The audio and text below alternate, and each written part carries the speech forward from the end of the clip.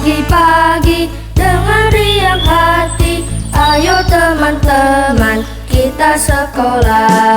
Bangun pagi-pagi dengan riang hati, pamit ayah bunda minta restunya. Sampai sekolah nanti senyum sapa dan salam. Assalamualaikum warahmatullahi wabarakatuh.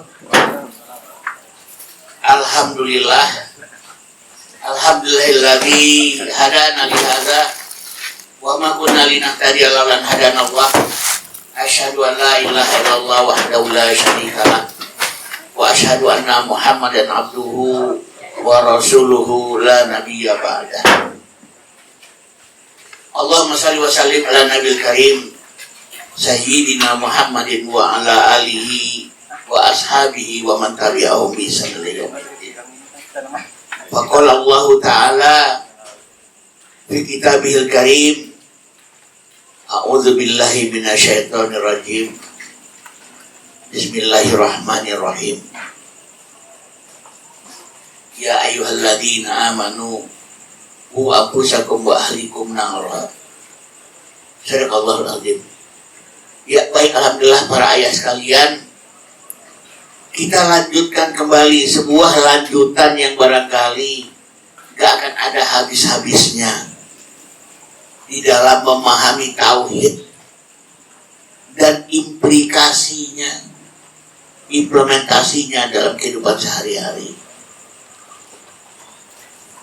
Kita sudah masuk ke chapter 11 khusus tentang mendidik fitrah keimanan.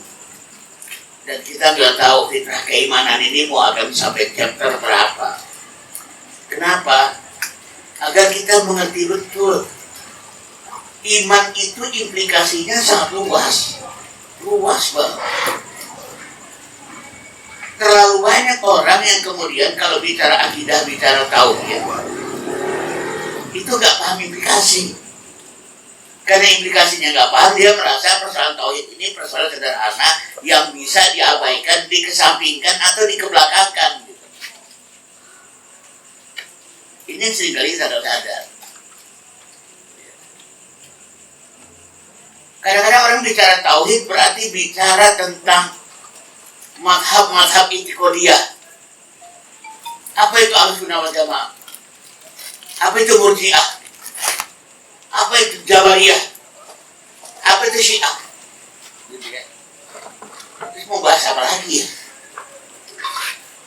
Malam ini saya akan membahas implikasi akidah tauhid di dalam memahami konsep rezeki. Ini sengaja saya lompati ya. Ini ada beberapa materi-materi yang belum saya sampaikan, tapi sengaja saya malam ini berlompat. Akidah kita tentang rezeki itu gimana gitu? Karena gini, kemarin ada diskusi di grup pendidikan akhir balik PAB ya, yang membahas tentang rupanya sekarang itu biaya kuliah dan ke depan biaya kuliah itu sangat ramah. Orang tua ngumpulin duit 18 tahun aja belum tentu cukup biayain anak kuliah. Seandainya anak diterima di ITB, seandainya anak diterima di UI. Jadi saya sampai ingat ya, ada teman saya, anaknya diterima di UI, bukannya senang nangis. Kenapa? Nggak sanggup biayanya, dari mana dapat duit? Orang mah senang anaknya diterima di UI, diterima di ITB, diterima di UGM dan sebagainya. Dia nangis. Sekarang kita ditakut-takutin lagi dengan cerita. Gimana ngumpulin duit kalau anak saya diterima di ITB sekian puluh juta. Saya juga punya seorang murid. Begitu anaknya lahir langsung asuransi pendidikan. Tiap anak yang lahir. Anaknya 3, berarti dia tidak punya 3 asuransi pendidikan. Untuk antisipasi kalau nanti anak saya kuliah dan biayanya sangat mahal. Sistem itu sebalik itu kita akan panik kalau tidak memahami akidah tauhid iman tentang rezeki. Kalau kamu santai aja,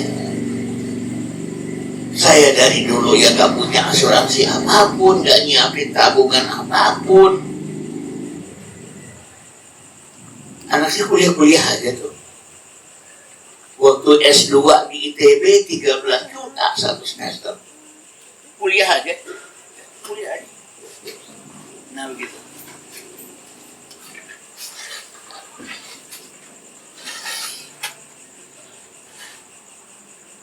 Baterainya nggak?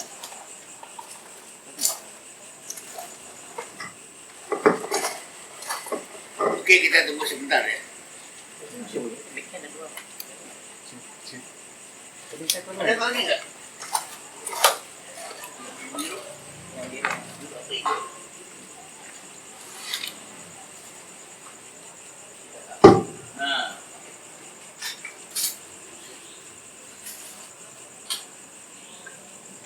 Nah, malam ini kita membahas tentang Allah sebagai Ar-Razzaq, tentang Allah sebagai zat pemberi rizki.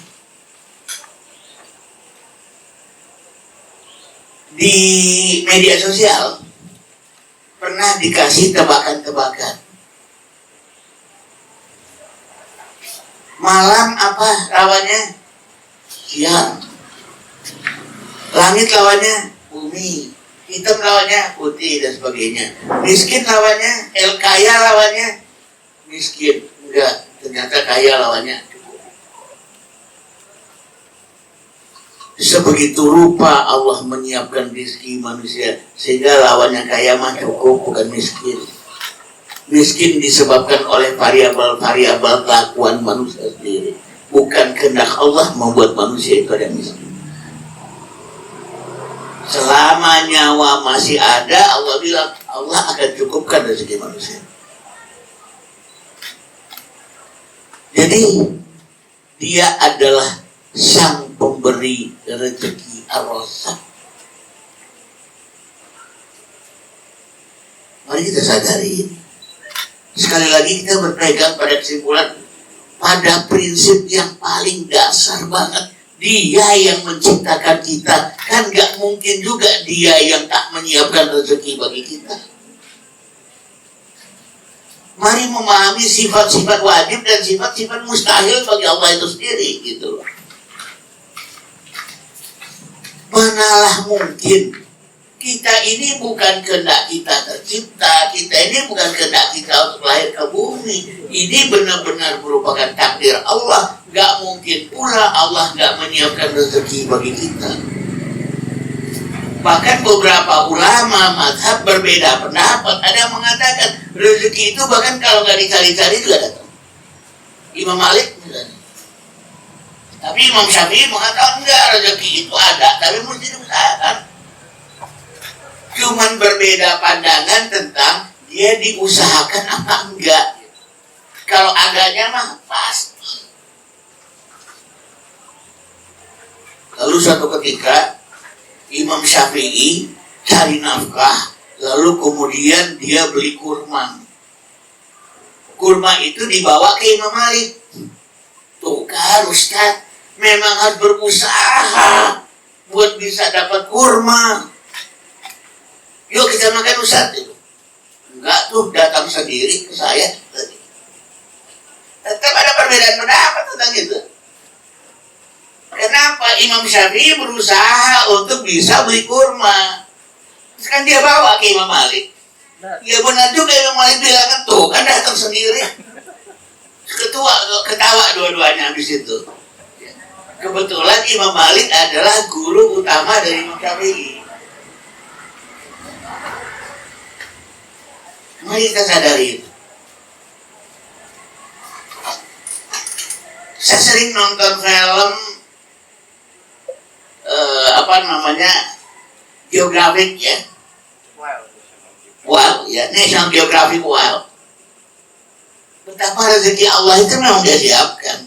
Tapi tetap harus ada ikhtiar, harus ada tarian mengambil rezeki. Namanya berburu.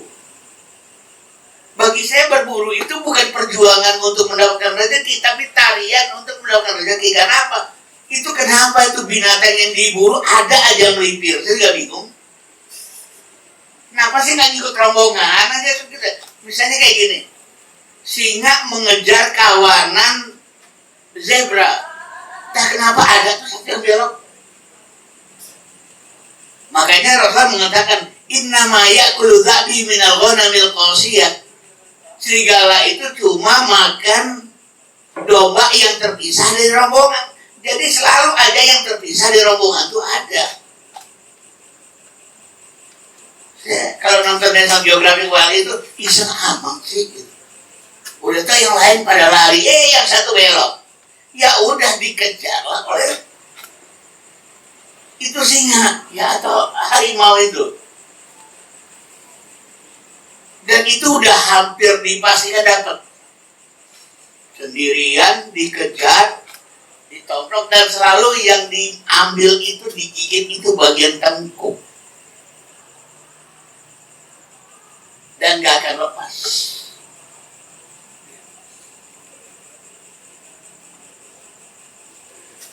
Makanya dikatakan juga oleh Rasulullah, gigitlah agamamu dengan gigi gerahammu. Karena binatang-binatang itu pakai gigi geraham dia gigit gitu. Atau di dalam surat Al-Anfal dikatakan menghadapi musuh dalam peperangan, fadribu fawqal a'ma, pukul bagian belakang kepalanya. Karena kalau udah kena tengkuk, dipukul itu kalau nggak mati minimal pingsan.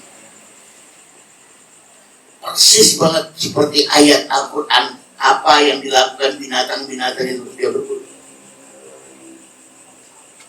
Saya katakan, mereka yang berburu itu sebenarnya bukan sedang bertarung, tapi sedang menjemput rezeki.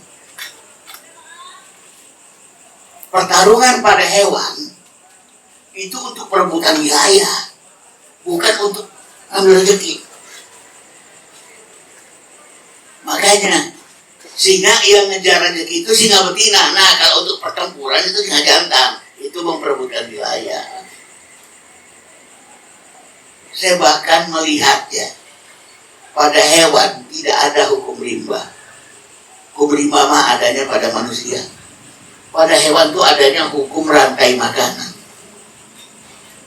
Bukan yang kuat makan yang lemah, bukan. Tapi kalau emang udah itu rantai makanannya, ya udah dia makan. Karena banyak juga yang kuat kagok sama yang lemah. Kenapa? Itu bukan makanannya dia bingung. Makan ketemu tupai kagok.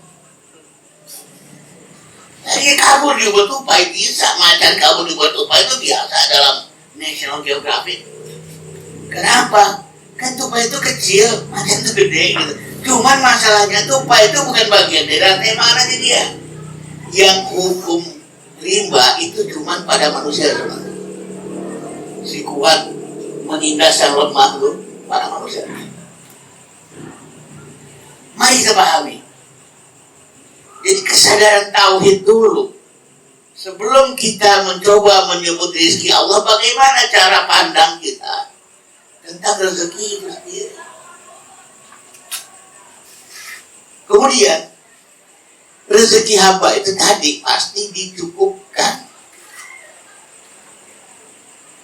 Karena Allah yang bertanggung jawab atas perbuatannya. Dia berbuat menciptakan manusia. Tidak pernah ada hak kita sama sekali menyalahkan Allah. Kalau kita miskin, kalau kita tidak mendapatkan apa kita ingin. Jadi saya mengatakan rezeki Allah itu nyarinya mah gampang. Itu sebabnya kepada para laki-laki hanya dikasih tenggat 3 bulan. 3 bulan kamu nggak bisa nafkahi keluarga. Lu gue N. Kok cuma 3 bulan gitu ya? Iyalah, nggak makan itu 3 hari aja kan juga udah susah. 3 bulan udah cukup lama tuh. Angka 3 bulan menunjukkan bahwa mencari makan itu nggak susah. Saya pernah ngajak anak-anak rohis di Rokoba, namanya himpunan rohis Kota Bandung Raya ya. Sini kumpulin duit kamu, dompet kamu semua sini. Saya minta sekarang dalam 2 jam cari duit pada radius 200 meter dari Masjid Salman. Dapat. naik CB loh. 2 jam. Modalnya apa? Saya cuma kasih karton, kasih gunting, kasih spidol, kasih lem. Nah, pokoknya modal ini kamu jualan deh. Dapat loh. Rezeki itu Allah cukupkan. Nanti kita akan bahas, lalu kenapa orang udah jungkir balik nggak dapet? Saya dulu pernah juga untuk karyawan perhutani, saya ajak jalan ke Bandungan, Semarang Selatan itu ya, di daerah Ungaran. Pagi-pagi, cari duit. 2 jam sama kayak kasus yang di Bandung. Mereka pegawai. Cari duit 2 jam di pasar Bandungan. Dapat. Ada yang ngamen. Bahkan itu saya ngasih alat-alat apapun loh. Kalau Hirokoba saya masih kasih karton, ngasih gunting, ngasih spidol, ngasih lem, ngasih cutter. Ini nggak saya kasih apa-apa, kan kosong. Ngamen aja pakai tepuk tangan, dapat duit juga. Minjem sapu sama tukang sapu. Pak, saya minjem sapunya ya Pak ya. Karena pasar Bandungan itu pagi-pagi itu pasar kembang. Jadi kalau agak ini sedikit itu kotor, perlu disapuin. Udah. Pinjam duit sama tukang sapu, pinjam sapu sama tukang sapu, terbagi hasil, dapat juga. Tukang parkir, dapat juga. Yang menghalangi manusia dari rezeki Allah itu gengsi manusia. Masa gue sarjana dia tukang parkir? Masa gue sarjana dia tukang sapu? Padahal saya pernah jadi ngojek payung, walaupun cuma 2 kali ya. Duit di Pulau Gadung habis, saya tadi bawa payung, masa hujan lagi. Udah, saya ngojek payung 2 kali, dapat duit, udah Metro Mini ke Klender. Kebetulan tua saya tinggal di Klender, duit saya di Pulau Gadung habis. 2 kali ngojek dapat tuh. Ya udah basah-basaran sama mertua.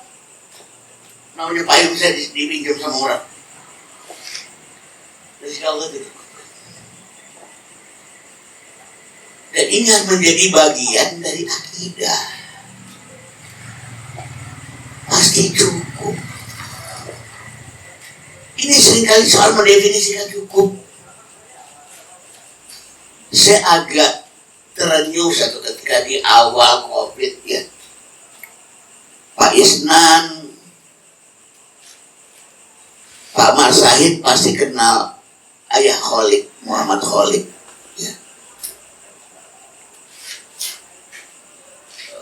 Sekarang ayah petualang lah dia ya. Panik dia menjelang pada saat COVID. Dia bilang, Ustaz, gimana cara nyari duit 800.000 sebulan buat keluarga saya? Malah saya yang balik kaget.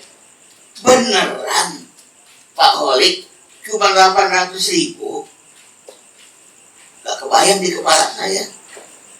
Suami, istri, 1 anak 800.000, kebayang gak?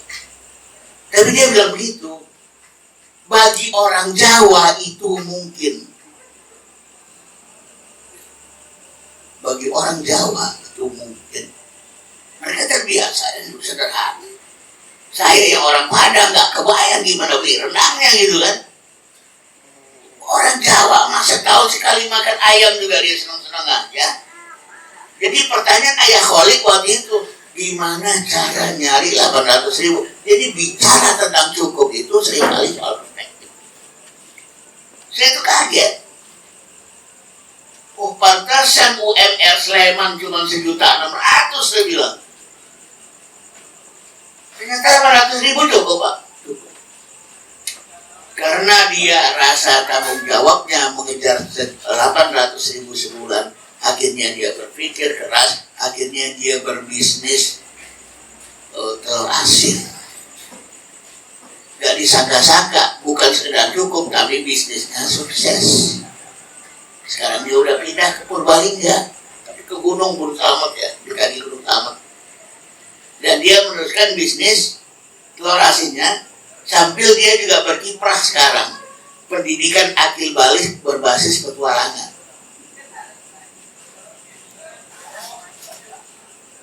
800.000. Sampai anak saya yang tertua sekarang tinggal di Jogja, ngomong langsung sama istri, tuh 800.000, tuh 800.000. Dengar-dengar tuh 800.000 gitu kan. Istri kan ngebayangin segini. Jadi ini persoalan bagaimana kita menyikapinya. Kalau kemudian anak kita itu harus pakai pampers, ya 800.000 nggak bakal cukup. Buat pampers saja 1 juta.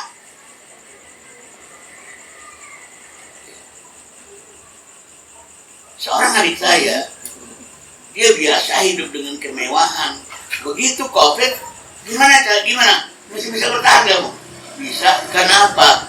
Kemewahan itu ketika saya potong, itu 4/5 dari kebutuhan saya itu selesai.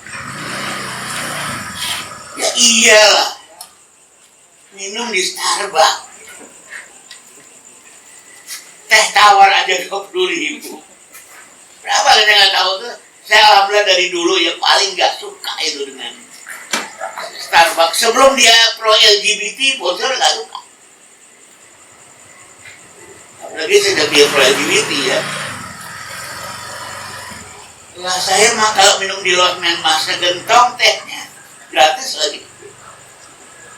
Coba kalau di Hotel Bintang 5, saya pernah nginep di apa namanya, di Hard Rock Bali ya, di Buter.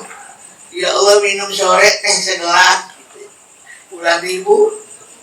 Di Losmen mah segentong gratis, 1 teko gitu ya. Bicara tentang kecukupan,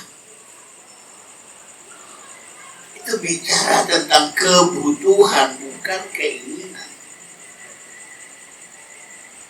Kemudian, nah, bagaimana kita memahami rezeki? Ini ada 2 poin. Ada faktor plafon rezeki dan ada faktor ikhtiar menjemput rezeki. Rezeki itu di tangan Allah. Plafon setiap kita beda-beda. Kita harus ngaku. Ada yang Allah kasih plafon besar, ada yang Allah kasih plafon kecil. Tapi yang sampai di kantong adalah yang kita ikhtiarkan. Jadi kalimat rezeki di tangan Allah itu tidak bermakna bahwa kita tidak perlu berikhtiar. Yang masuk ke dalam kantong adalah yang kita jemput. Kita nggak tahu plafonnya, hanya Allah yang tahu. Tapi yang pasti tiap orang berbeda-beda. Memang Allah sudah tetapkan rezeki setiap hambanya.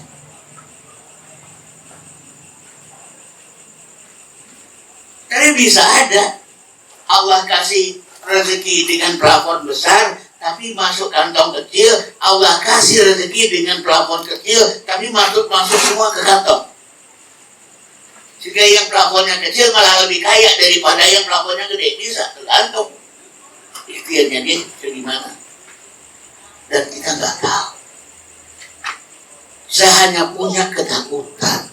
Kalau Allah kasih plafon rezeki saya 1 miliar, lalu saya cuma jemput 100